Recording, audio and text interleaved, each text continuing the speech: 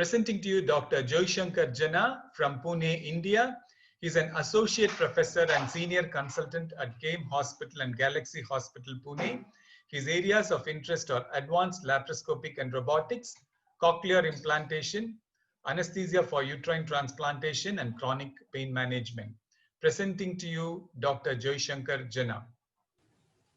Welcome you all for this presentation. My experience, first cesarean section, post-uterine transplant, the Indian experience. Since May 2017, we have done 8 uterine transplants at Galaxy Care Laparoscopic Center, which itself is first time in India. And the second transplant later on became pregnant and delivered through cesarean section on 18th of October 2018. This is not only the first baby in India, but also Asia Pacific, and the 12th baby in the world post-uterine transplant. The baby is now 2 years old and very healthy. This is an unusual, successful journey of a woman to her motherhood to find her bundle of joy. And I was there during her journey, during the uterine transplant, and during her delivery through cesarean section. The patient had Asherman syndrome with no menstrual history, and she wanted uterine transplant to enjoy her motherhood. She was all on immunosuppression drugs, the drugs like tablet tacrolimus, mycophenolate, and tablet methylprednisolone. All these drugs have side effects on the body, but it has very little side effects on the baby. The most common side effects are hypertension, diabetes, neurotoxicity, and renal insufficiency. She had routine clinical examination with blood investigations like total blood count to rule out bone marrow suppression, renal function test, blood sugar levels, serum electrolytes, and serum tacrolimus levels. The serum tacrolimus levels were kept around 5 to 8 nanograms per ml. Patient got her menses on the 40th day after uterine transplant. After 9 months after uterine transplant, she came back to us because she wanted a baby. On examination, she was absolutely okay. Investigations were also normal. Her serum tacrolimus levels were around 7. Ultrasonography showed good blood and endometrial lining. A multidisciplinary team and consultation was done and decided to go for the embryo transfer. The medical transplant specialist stopped tablet mycophenolate and started on tablet azothioprine 50 milligrams OD. The IVF specialist doctors started his medications to prepare her endometrial lining for a successful embryo transfer. After 4 weeks after stopping tablet mycophenolate, she was started on tablet estradiol, and 5 days before her embryo transfer, injection sustained 100 milligrams, which is a micronized progesterone preparation, was given. A single embryo was transferred on the 18th day of menstrual cycle when the ultrasonography showed good endometrial lining and embryo transfer was smooth and successful. She was then started on tablet Sustain, tablet Dofeston, and tablet estradiol. All these drugs were continued for 3 weeks after the embryo transfer. The whole team of doctors jumped with joy along with the patient and the relatives when she missed her menses, and her blood beta HCG levels came positive and urine pregnancy test came positive. She was admitted after she became pregnant till the time of her delivery that was decided. She was on routine examination, routine medication, and even home-cooked food. As the pregnancy progressed at 6 weeks, the ultrasonography showed heart activity. As the pregnancy progressed, at 12 weeks, she developed diabetes mellitus. Endocrinologist was consulted and tablet metformin 500 milligram BD was started. But at 18 weeks, she started requiring insulin. And as the pregnancy progressed, more and more insulin was required. At 30 weeks of gestation, she started developing blood pressure with urine proteinuria 2+ on the dipsticks. She was started on alpha-methyl dopa. By 31st week, she was already on 3 antihypertensive drugs, alpha-methyl dopa, Nicardia retard, and tablet labetalol.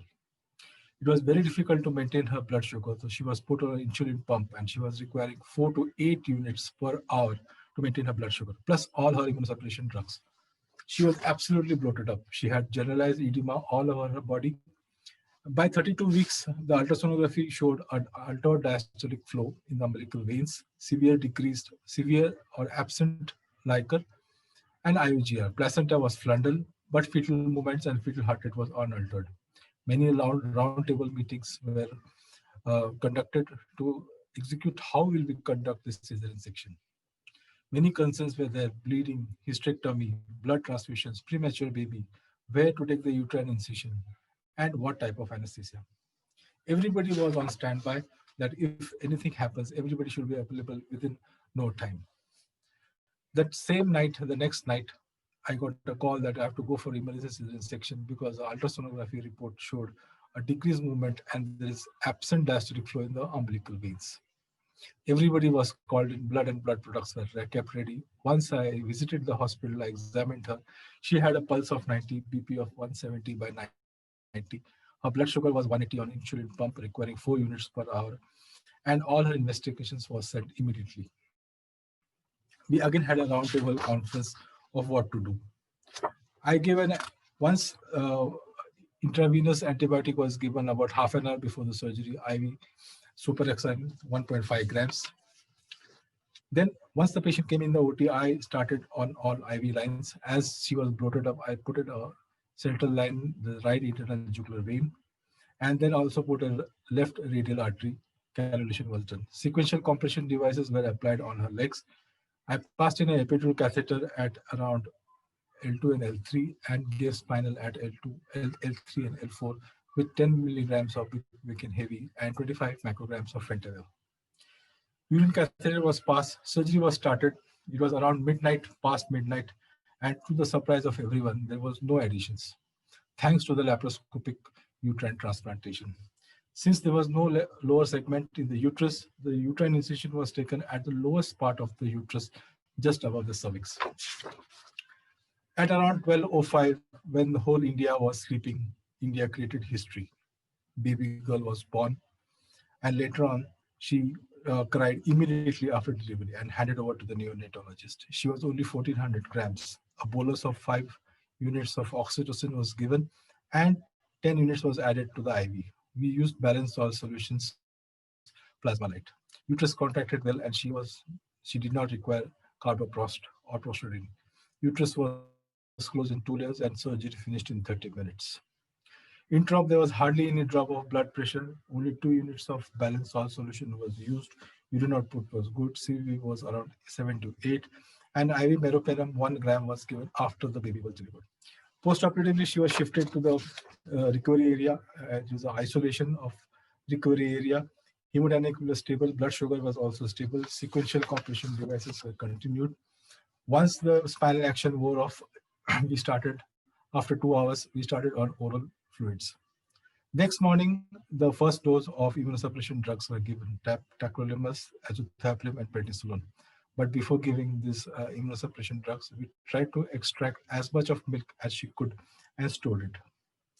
Once the spinal wore off, legs were mobilized and the sequential compression devices were removed. As for the baby, baby was shifted to the NICU. She had a little grunt. She was requiring oxygen. IV line was started. 10% dextrose was started. She was quite active. Breast milk was given through orogastric tube. She developed mild jaundice on D3, which then responded to phototherapy. As for the breast milk, 4 rule hour was followed. Extract the milk before giving immunosuppression drugs, and 4 hours after the immunosuppression drugs was given, extract the milk. She was united with her mother for nearly 4 weeks after she could suck her milk. So at the end, the mother and the baby stayed for about 6 weeks till the baby could suck her milk. Baby was united. While discharged, the baby's weight was 2,100 grams. Diabetes was well under control. Serum tacrolimus levels were around 5 to 7. Patient and the family was extremely happy. That is the beauty of the uterine transplant. After the delivery of the baby and after the hysterectomy is done, she'll be off all the immunosuppression drugs and be back to her normal life. Thank you for listening.